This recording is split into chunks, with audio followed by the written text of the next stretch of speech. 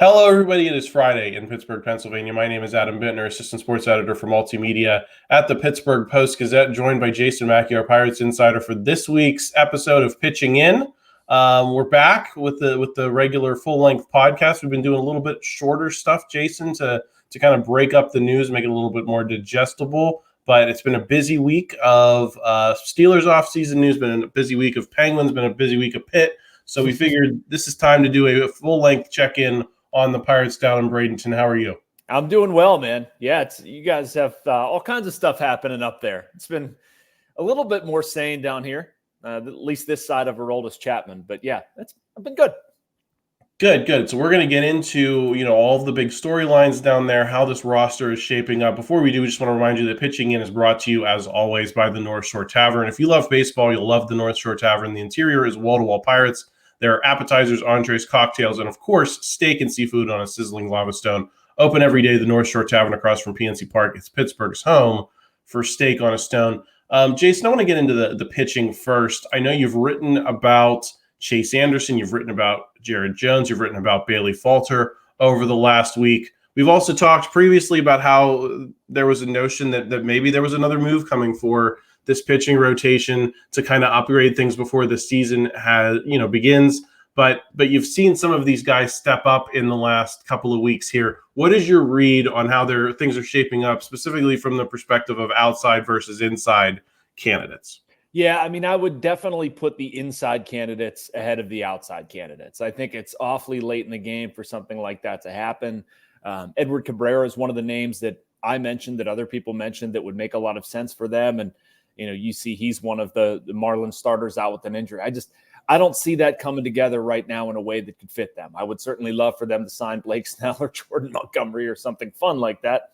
We're also talking about the Pirates. So I think it has to come internally. I don't feel great about their options right now. Roansy Contreras has been up and down and a lot of down. Bailey Falter has been down with one up. Their most exciting arm, honestly, Adam, has been Jared Jones. And obviously outside of Paul Skenes, I'm talking about people reliably in the competition here. I don't see how you don't break camp with Jared Jones in your rotation. And then that other spot, I don't know. It could be Chase Anderson. I'm curious what Eric Lauer can do. I know that sounds like a depressing sentence to some people, but he does have a track record here. So I don't know what all that adds up to. I still want more data. Quinn Priester is going to pitch tonight in Tampa against the Yankees. I think that's an important start for him. I could certainly feel more encouraged by the rotation, but I don't see anything external. To me, it feels like, Jason, they're just going to have to hit an inside straight here for these, any of these guys we just talked about, plus Marco Gonzales, Martin Perez, to all work out in the way that they're hoping for a competitive team, right? Because that's supposed to be the bar here. Is, are they going to compete to, if not have a winning season, then maybe be in the wild card conversation? I think it's not quite adding that math isn't mathing for me, Jason. That doesn't mean that there can't be promising storylines and that there can't be guys that are encouraging like Jared Jones. But if you take it on a holistic level, it just feels like there's going to have to be a lot of things that work out precisely right for this rotation to work early on. Yeah, and I mean, we're not mentioning some of the negative or problematic things either. Like Martin Perez finished the year last year in the bullpen for Texas. He's been good so far.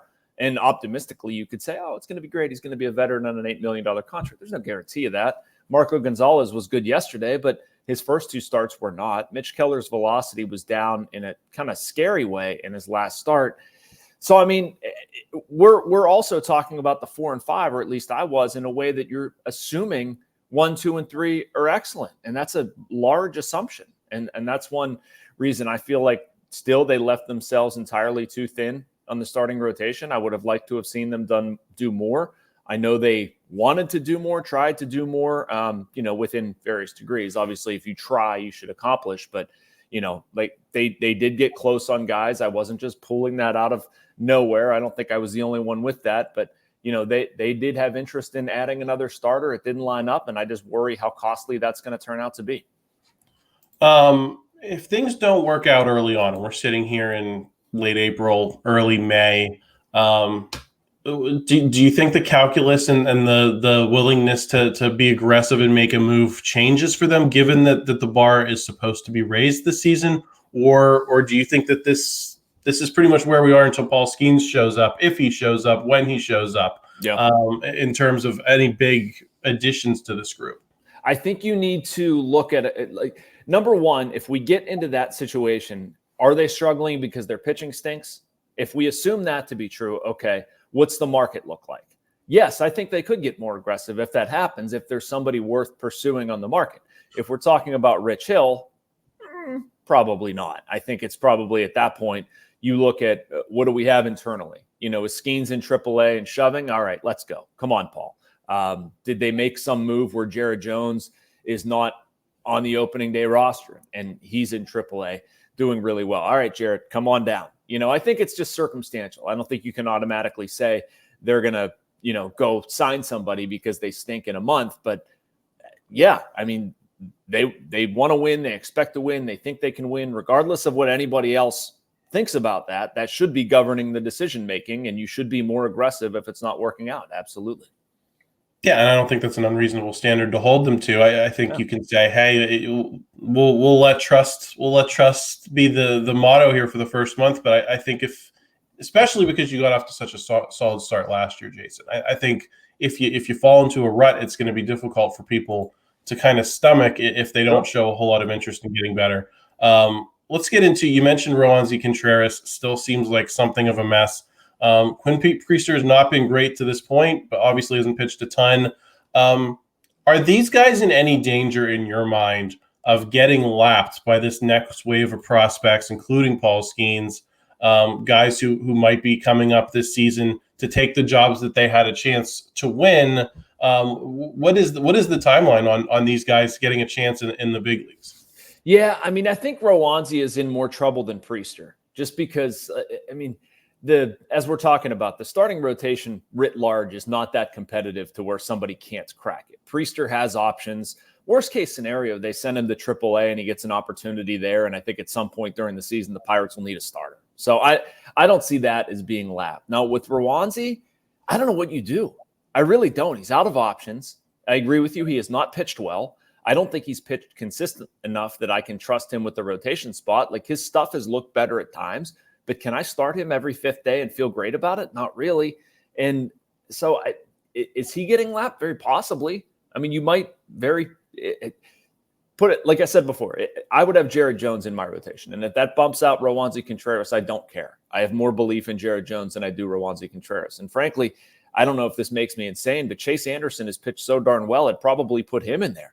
And if I lose Roansy Contreras because of it, whatever. I'm not really that worried about it. Like, I've seen a lot of pitchers display really good stuff that they couldn't throw consistently. And right now that's been Roansy. And so I think you make some roster moves based on, like, Priester, Ortiz. You can keep them in the minors. They have options, but you're trying to put together the best major league team possible. And right now, I can't, based on what I've seen, say like Roansy and Priester are in my opening day rotation right now. Do you think that there's any chance that they're not looking at it as we're putting the best rotation out there possible? We want to keep Roansy Contreras in the fold for a little bit longer, so maybe he breaks camp and someone else doesn't because they can stay in the minors? Yeah, I mean, maybe they could. And I guess to a degree I would understand that, Adam, if you're riding it out with a guy and you say, with Roansy, look, we don't have to make a move right now. We can give him a rotation spot. We're going to show a little bit of faith.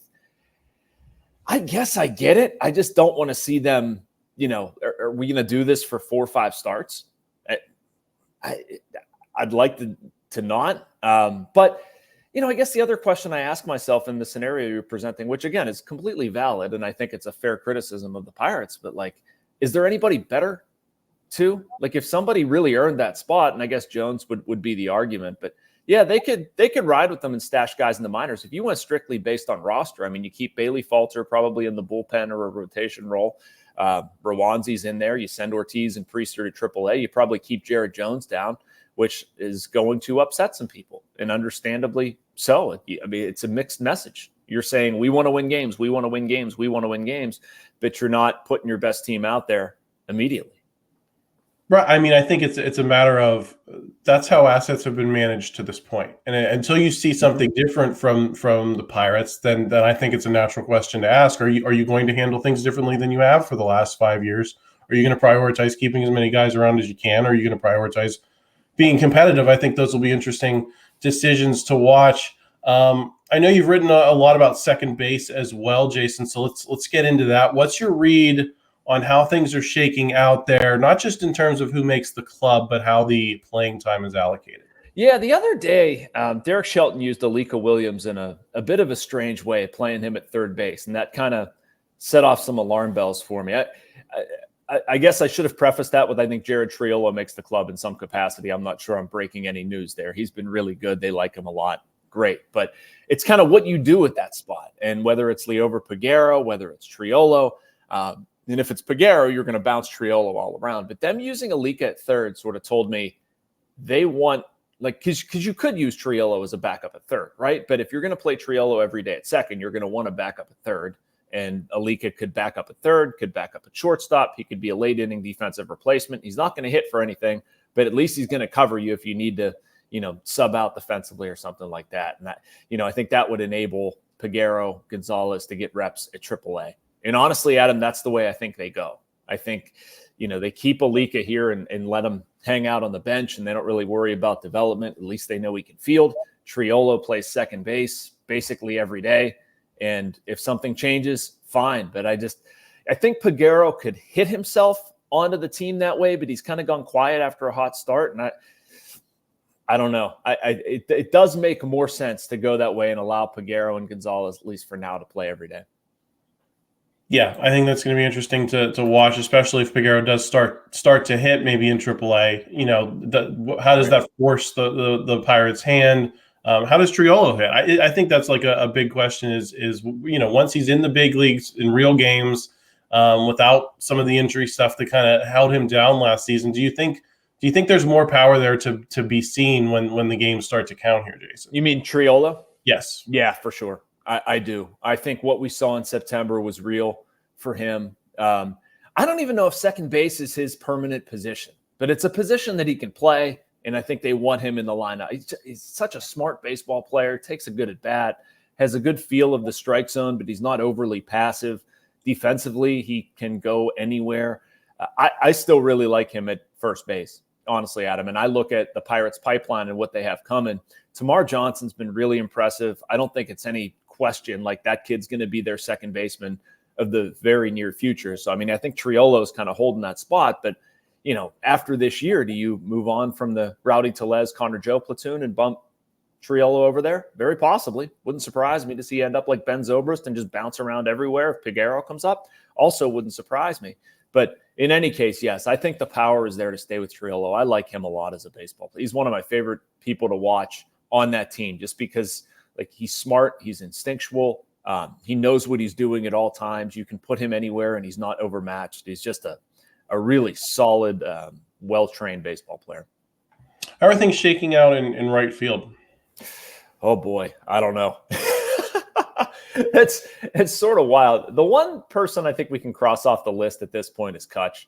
It's probably a different discussion, but he's taken such minimal reps over there, hasn't played in a game over there. I'm not sure if there's even a need for him to be over there, to be quite honest with you. Some of it will depend on what happens with Peguero and Triolo. Like if Peguero wins that job, I think Triolo will get more reps out there. Edward Olivares has not had a very good spring training. That said, I don't think he's somebody they can keep off the roster. If you look at what guys have done the past couple of years, like Olivares is starter level good on this team anyway, probably not starter level good on other teams, but for the Pirates, Joshua Palacios was injured and has missed some time, and that's a bit of a concern, but they do really like Palacios based on what he's done in later innings and pinch hitting and just kind of being a depth guy. So I don't know. I really don't. I think if the season started tomorrow, they'd probably still run Olivares out there. But I think it's going to be a pretty heavy rotation of guys. Like I still think that Palacios makes the club. Maybe that changes based on some stuff in the final 2 weeks, but I have a tough time seeing them not keep him. And then you're going to be looking for at-bats for Connor Joe. Depending on how that first base platoon goes, if you're going to try to get him and Rowdy in the lineup in the same time, Connor Joe is going to be your right fielder. So I think it's going to be a lot of mix and match, honestly. That doesn't sound like it's going to be a job. Like it's going to be jobs. Jobs, plural. Yeah. What would you do out there? You know, I just tend to wait until the season gets here to say, okay, who's coming north, and then kind of pick. So Well, what the heck? Why didn't I get that treatment? I have to give an answer. You get to wait till they come north. I'm just kidding.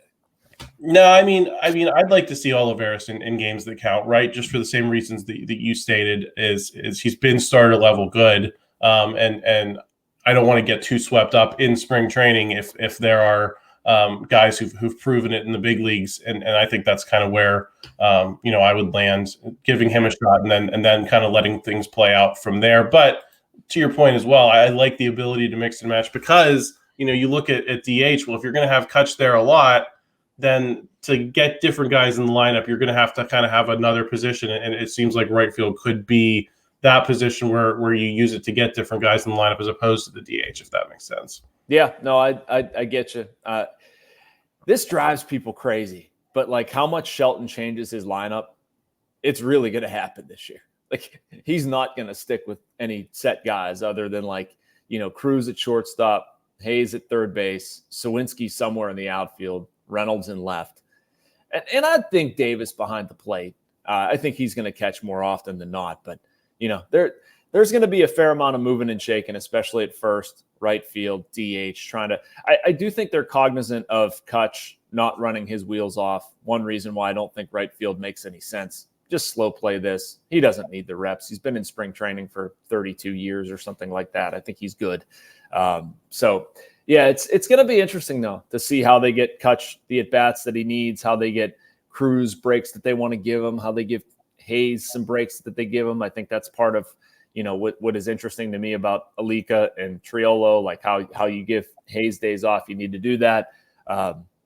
Yeah, again, a lot of moving parts that it's tough to predict on March 15th. Let's dig into, you mentioned Henry Davis, Jason. I think people are all over the map with this guy. I saw a tweet yesterday saying he's been in Pirate City since November. He's tearing it up. MVP candidate. The words MVP. Whoa. Yes.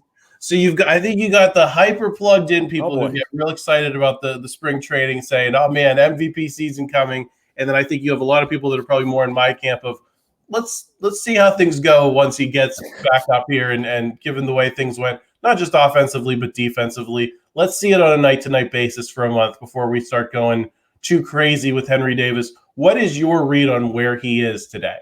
Yeah, I'm very much in your camp on that one, Adam. Oh boy, people are shouting MVP. I mean, look, Henry Davis deserves a ton of credit for what he's done. I question whether he was ever really that bad last year, or the Pirates just had their mind made up about something and they didn't want to change.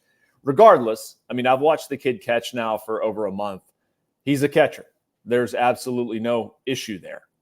If he does not perform, it is because he's just catching poorly, not that he's incapable or something like that. I mean, he should be this team's number one catcher. He should be there opening day. Obviously, I was watching Yasmani Grandal walk around Lecom Park in a walking boot yesterday because of plantar fasciitis. Like, it's great that he can catch and take at bats. Right now, he can't run, and I don't think he's anywhere close to running. And so, not that that should govern what they do with Davis because he's been so darn good this spring, but it's clear here what needs to happen. Now, MVP is a bit strong. That's kind of crazy. I want Henry to be able to catch 100 plus games behind the plate. I think he can do it.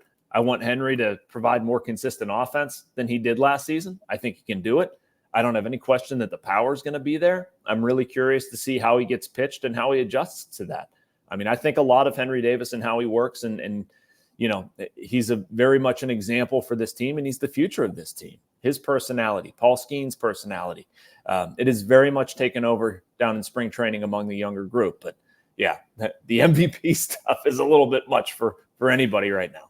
Yeah, I think the bar is, can he be a good player, right? And like, it's an underappreciated thing, I think, in baseball, Jason, is just the good player. It doesn't have to be a great player, and the Pirates just don't have or haven't had enough good players. And so I'd like to see him come north and just be a good player. Is that a fair bar to kind of set? For now, like, he's a 1-1 pick. So I understand, like, you don't want to settle for a 1-1 pick being mediocre, which I'm not saying that's what you're saying. I'm just speaking generally on it. Yeah. Like, for right now, yeah, I'm in your camp. I want to see Henry Davis just catch, be respectable, add offense where he can.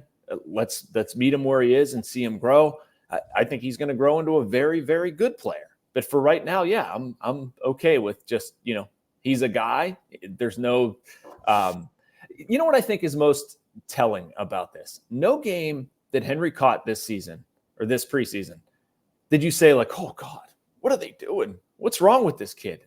Are they going to stop the game because this is a charade? Like, no, you didn't even notice it. He's totally fine. And so, I mean, that's what I want to continue for Henry this entire season. I don't have any doubt that he's going to produce offensively. I want to see it more consistently. I think that's one thing you can say. I mean, it's 62 games, right, last year. So, I mean, he's naturally going to have some peaks and valleys, but there were times where like, okay, I see the MVP stuff. I see why he's going to be really good. And then he goes into the tank for 15 games or something like that. So, I mean, iron that out a little bit. But, yeah, I mean, I think the Pirates have an above-average player on their hands right now with the possibility he could be very good or great. I guess I got a similar question about Oneil Cruz. Obviously, we've seen the power is still there, Jason. I think that's an encouraging sign for a lot of people. Do you think it's going to be there with the consistency that I think a lot of people hope for him? Because I think we saw, even in his rookie year when he came up, that the power was always there. It was a question of just how often it was going to be there and what he was going to do in between.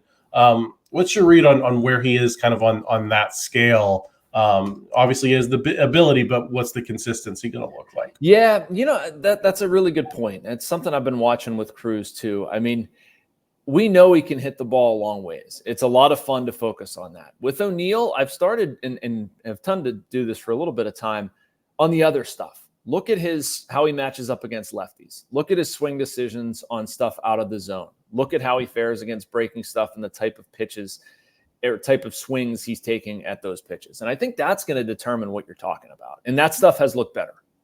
It started to look better last year before the ankle injury. And I think Oneil knows he can hit the ball very far and loves that. And he's a star and a lot of fun to watch. But pitch selection and swing decisions are what is going to govern a lot of the good stuff. If he's putting himself in those counts, which he's done this year, he's done that this spring. And, as long as that process continues, yes, I believe the consistency will be there. And the consistency has been there this spring. He's been consistently outstanding. I don't have any concerns about the health. I just want to see, Oneil taking the same type of at-bats that we've seen him take for a month where, if you get beat by a pitch, so be it.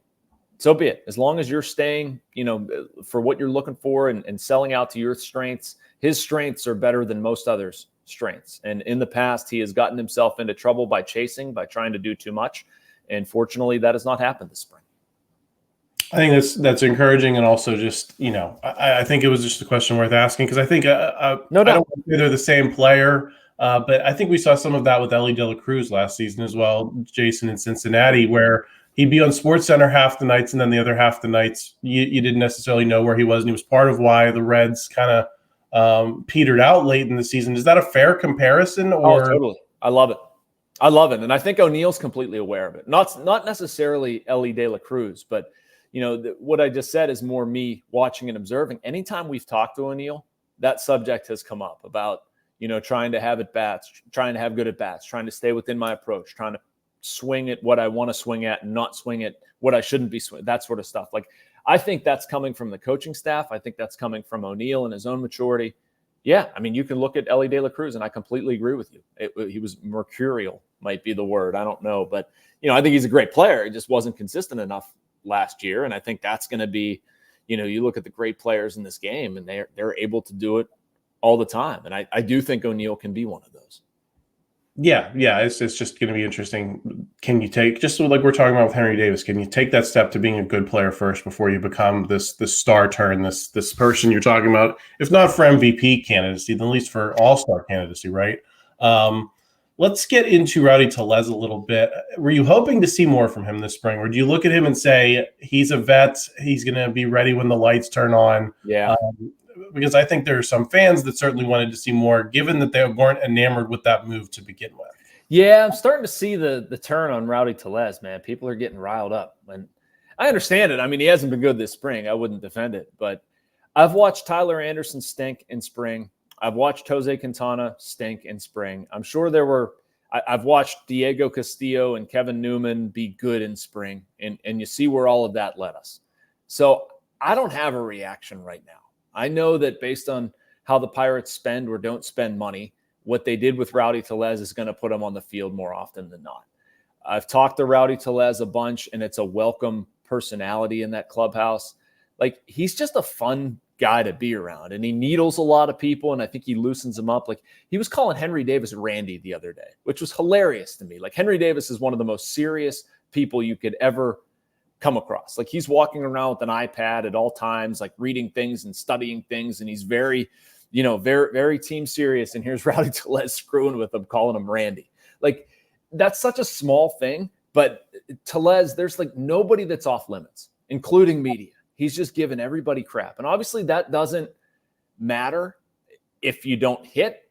But I mean, we're talking about 10 spring training games. I don't see that as a big issue at this point. It doesn't seriously concern me. If we're sitting here talking about Rowdy Tellez and a 500 some OPS in mid-May or June, yeah, we've got a problem. But I'm going to hear him out. I've seen too many veterans have poor spring trainings, and it completely flips around. So I think we just need to give this a little bit of time, see the stuff that, like, I don't think he's been bad at first base. I think that's been encouraging. Like I said, I like the personality and the mix and what he does for clubhouse. And I'm going to wait and see if the bat comes around. Yeah, I'm with you, Jay. I will say I wasn't particularly wild about the move, but I'm not going to, I'll wait and see on when the games start to count before I start to freak out. It's just more about I didn't like the move, and I'm going to validate my position by what's happened in spring training. No, I hear it. Out of curiosity, what would you rather have seen them do? I'm not trying to start a fight. I'm just curious. Rhys Hoskins. Okay. That's fair. I mean, yeah, just because that he goes to the Brewers, he takes Rowdy Tellez's job, and I think a lot of Pirates fans have pointed out, and I think rightly, that if you're serious about competing, that's a person you compete for, and you get the original guy and not the guy who took his job. So, yeah, I think that's probably the easy name to throw out there. Someone of that caliber, Jason, but I think for me the conversation starts at Rhys Hoskins, if that makes sense. No, I get you. I understand people that want to see that. I wouldn't say anything otherwise. The Santana thing, I disagree with a little bit, like the people that really hardcore wanted Carlos Santana, because I genuinely think the route they're going, they can replace that production for probably cheaper or the same amount of, probably less. And I think some of that clubhouse stuff can be overrated at times. Even when I'm saying about Tellez, like, the Pirates were a better team last year after they lost Santana. Like, I don't think they committed any crimes by going a different route at first base, like basically a better platoon. But if you're going to say they should have shot higher for Rhys Hoskins, I can't disagree with that. The only thing I find interesting, like if you're Rhys Hoskins and you have your choice of the Brewers or the Pirates, and he probably had his choice of others, I would imagine, what would possibly lead you to sign with the Pirates? More money?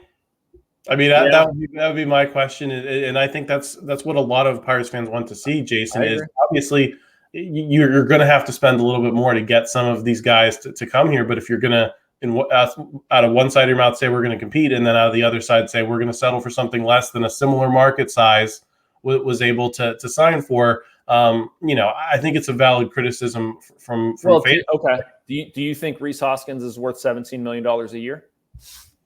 To the Pirates, maybe. To anybody. Do you think he's a $17 million a year player? I think he can be, yeah. And I think he has a lot more upside than Rowdy Tellez does. And I think that's why the Brewers wanted one and not the other. And I think, and it's sometimes we just have to talk about it in terms of the division to me, Jason, because those are the teams you got to beat, right? No, I hear you. It's just the argument for Rhys Hoskins. Like, you're saying they need to overpay. Okay, well, his offer was 34 over 2. And so to get him, the Pirates are going to go 40 years or $40 million over 2 years? Is that right? You're going to take him to a $20 million a year player? I mean, if we say, I'm doing some quick math here, but like if you're saying a win above replacement is $8 million, you're something like that. I mean, you're paying to be a 2.5, 3-win guy. I think he can be that if that's the question. Yeah, I mean, that's what you're banking on, him being a 2.5 to 3-win guy. That's what you're paying for. And you're somebody coming off a serious knee injury. I don't know. I don't like, and here's where that breaks down for me. Like, I will argue that a little bit, but the money that they didn't spend on Rhys Hoskins, it bothers me that they didn't spend it on pitching. Like, if it aligns, if you say, like, look, we're going to live with the platoon of Connor Joe and Rowdy Tellez, and we're going to save some money. We have a hole in our starting rotation, and we need to funnel those dollars over there. I can get down with that. But when the money isn't spent on pitching, what are we doing? Preach. What are we doing here? Yeah. No, I mean, I'm right there, Jay. I think people were looking for one. We actually are going for it type of move. I agree. As they should be. Whether it was Rhys Hoskins or a pitcher, I mean, I completely agree with you there. It's going to be one move of that kind. It doesn't necessarily have to be that one player. Yeah, I'm just saying, I don't think Rhys Hoskins is worth $40 million over 2 years for the Pirates. I don't. I think they can spend – I think they could have spent their money in a different way.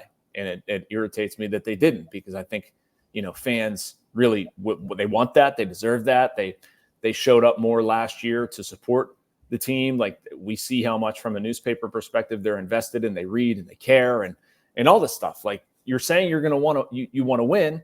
You have three starting pitchers. Go spend the money that you've saved in other positions and go buy a starting pitcher.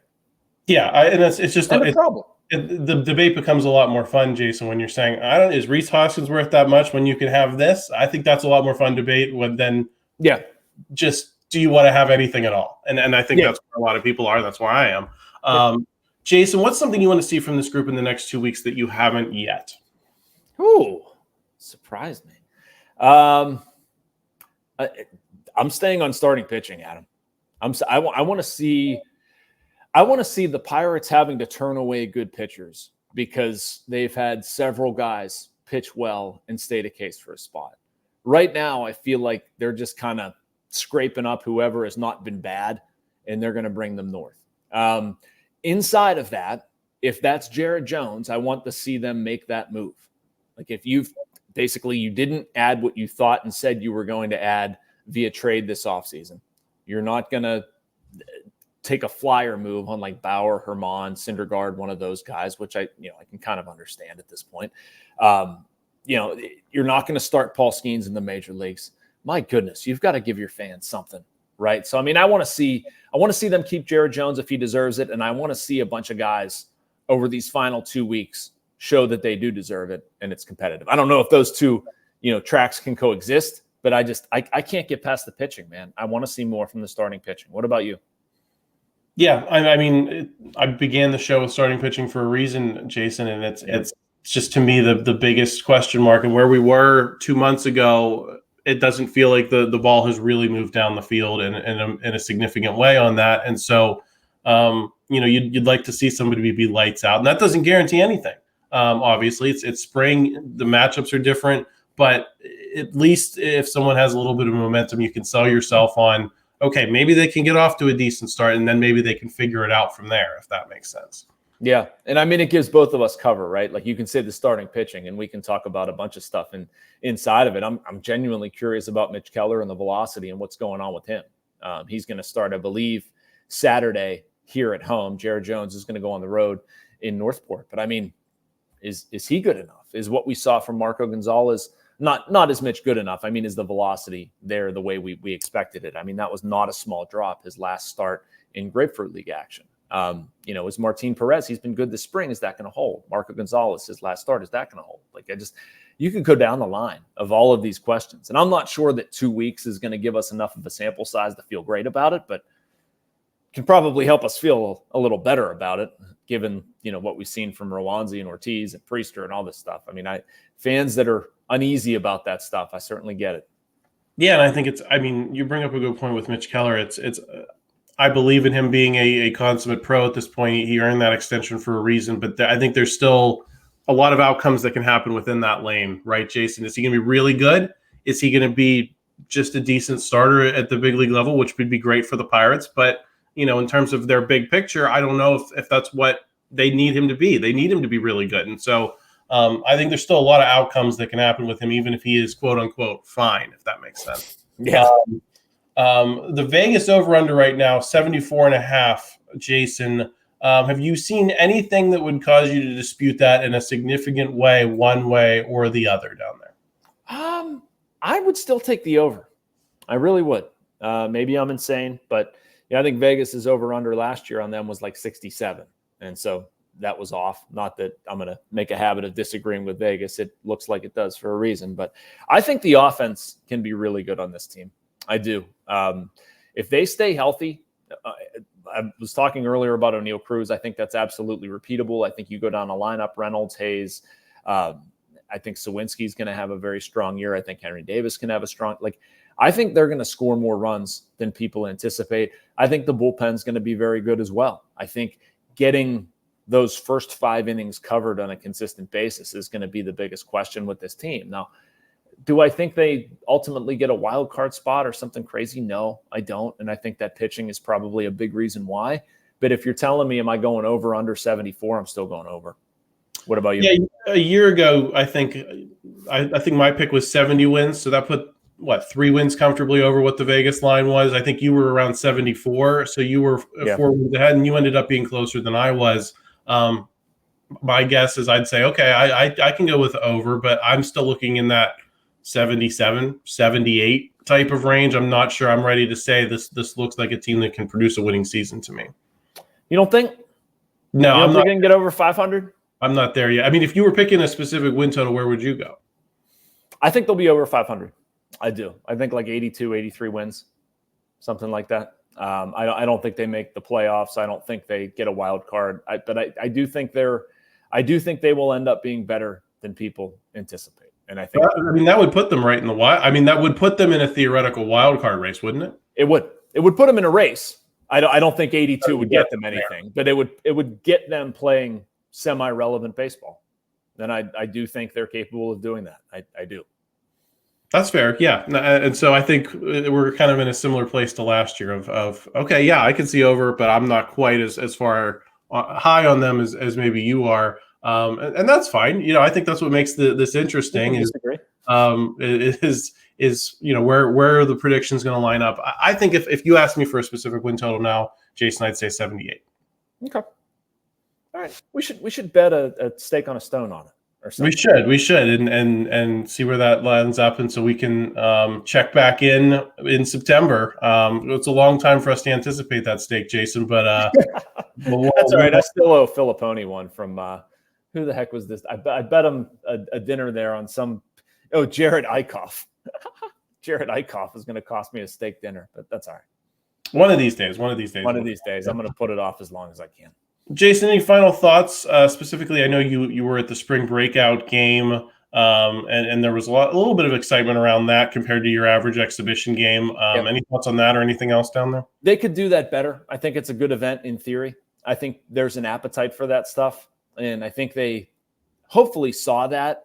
But I do wish, and I think some of this stuff is unavoidable doing it in spring, but like not having Solomedo, Harrington there, only having Skenes pitch 1 inning, that kind of stunk. I get it. I get why you're not doing certain things, but yeah, I'd like to see them continue it. And I think there's just going to be different ways to enhance the event, maybe involve more guys. I don't know, but yeah, it was fun. It was a really good atmosphere. It was one of the best atmospheres at LeCom we've seen down here so far. I thought Skenes was absolutely ridiculous. I don't think anybody needs me to tell them that. But I'll be curious to see also how these games play in other markets. I'm always cognizant of, the future and prospects and all this stuff plays so very well in Pittsburgh, but it doesn't translate other places where like they're more focused on the major league teams. So I don't know if they'll have the appetite for it, but I think among Pirates fans, this event is always going to be popular. Yeah, and I like that it was a night game. I know why they do mostly day games during spring training, but it's nice, I think, for a lot of people to be able to sit down in the evening and be able to just kind of focus on the Pirates for a little bit. So I like that too, even though I understand why things are the way they are. Jason, thanks for stopping by this week. It was good to talk, to really dig into it. And I'll be back on Saturday, everyone, with the Steelers NFL mock draft tracker video. I think it's going to be Brian Bacco this week. So make sure you're subscribed to the channel for that. Make sure you like this video if you enjoyed it. Help us out in the YouTube algorithm. We always appreciate that. And we will talk to you again real soon.